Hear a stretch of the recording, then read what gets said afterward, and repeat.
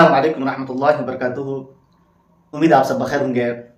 5 फरवरी को एक अनाउंसमेंट आया था अल हिरा एजुकेशनल सोसाइटी नेपाल की तरफ से, और इस लेटर पैड में चंद चीज़ों की वजाहत की गई थी कि जितने भी नेपाल में तालीमी इदारे हैं उनको चाहिए कि इन पॉइंट्स को अमली जमा बनाए और इन पॉइंट्स पर अमल करें। याद रखें, अल हिरा एजुकेशनल सोसाइटी नेपाल का एक एक्टिव और फ़ाल एजुकेशनल यानी तालीमी इदारा है जो तालीमी मैदान में काफ़ी कारनामा अंजाम दे रहा है। और तकरीबन 15 से ज़ायद ऐसे इदारे हैं, स्कूल हैं, कॉलेजेस हैं जो इस अल हिरा एजुकेशन सोसाइटी के बैनर तले चल रहा है, वो रन हो रहा है। और पूरे नेपाल में एजुकेशन से रिलेटेड जितने भी कुछ ज़रूरी चीज़ें होती हैं, जो ज़रूरी हिदायत होते हैं, ज़रूरी इंस्ट्रक्शंस होते हैं, ये इदारा गाहे बगाहे देता रहता है। और एक यानी अल हिरा एजुकेशनल सोसाइटी ये एक इदारा ही नहीं है, ये एक ऑर्गेनाइजेशन ही नहीं है, बल्कि ये एक तहरीक है, ये एक मिशन है। और उसके तहत माशाल्लाह काफ़ी लोग जुड़े हुए हैं, काफ़ी इदारे चल रहे हैं और उसका अपना सिलेबस भी है। और ये जो अल हिरा एजुकेशन सोसाइटी ये एक फ़िक्र है, और अल्हम्दुलिल्लाह 80% नेपाल के जितने इदारे हैं वो अल हिरा एजुकेशन सोसाइटी के जो इंस्ट्रक्शंस है, जो उसकी जो फ़िक्र है, वो उसको फॉलो करते हैं।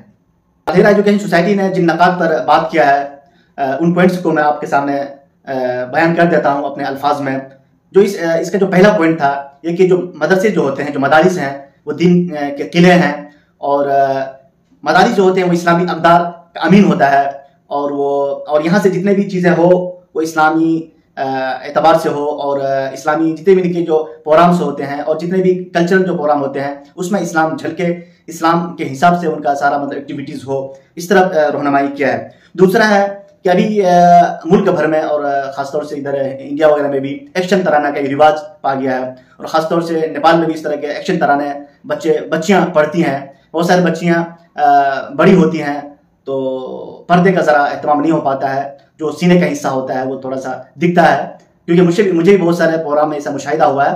तो हम लोग तो थोड़ा तसज्जुब में थे, ये ऐसा जो एक्शन तराना है वो होते रहना चाहिए या बंद होना चाहिए, लेकिन कोई डिसीजन नहीं ले पाया। लेकिन जो अल हिरा एजुकेशन सोसाइटी है एक हसास इदारा है, इसमें काफ़ी पढ़े लिखे लोग काम कर रहे हैं, एक क्रीम तबका उसमें काम करता है, जो बड़े बड़े दिमाग उसमें काम कर रहे हैं। तो वो लेकर के इस इदारे की जो जिम्मेदार है उन्होंने ये नोटिस किया और रियलाइज़ किया कि ये ज़रूरी है कि जो एक्शन तराना है वो फौरी तौर पर बंद किया जाए। और तीसरी उन्होंने बात की कि बहुत सारे मदरसे में जो ऐसी एक्टिविटीज़ कराई जाती है जिसमें म्यूज़िक का इस्तेमाल होता है, या बहुत सारे ऐसे तराने वगैरह हैं, या बहुत सारे जो फिल्मी डायलॉग्स वगैरह हैं, और बहुत सारी चीज़ें हैं। इन सब चीज़ों से भी एहतियात करना चाहिए। वो मदरसे में ऐसी एक्टिविटीज़ नहीं होनी चाहिए।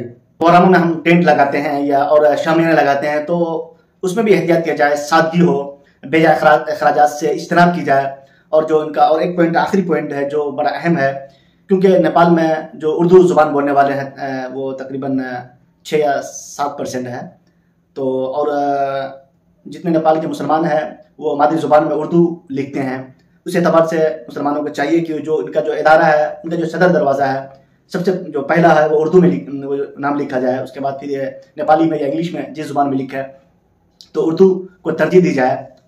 और ये चंद निकात थे, मैं आपके सामने रख दिया हूँ ताकि हर एक तक ये मैसेज पहुँचे वीडियोज़ की शक्ल में, ताकि उसको अमली जमा पहनाया जाए। इस वक्त मदारिस में बहुत सारे मदारिस में कल्चरल प्रोग्राम हो रहे हैं, क्योंकि इस वक्त अभी सालाना एग्ज़ाम्स होने वाले हैं और हर मदरसे में सालाना तालीमी मुज़ाहरे होते हैं। तो उसमें अभी भी बहुत सारी बच्चियाँ जो एक्शन तराना कर रही होती है। तो बहुत सारे वीडियोज़ में हम लोग देख लेते हैं बहुत सारे इदारे के, लेकिन बहुत सारे इदारे के बारे में हम जान नहीं पाते हैं। तो बेहतर है कि इस पर हम फौरी तौर पर उसको बंद करें। और अगर लड़के और पेश कर रहे हैं एक्शन तराना तो उसमें कोई हर्ज नहीं है, और ये भी पॉइंट इसमें मेंशन किया गया है। बहरहाल मैं इस इदारे के जिम्मेदार को मैं सराहता हूँ।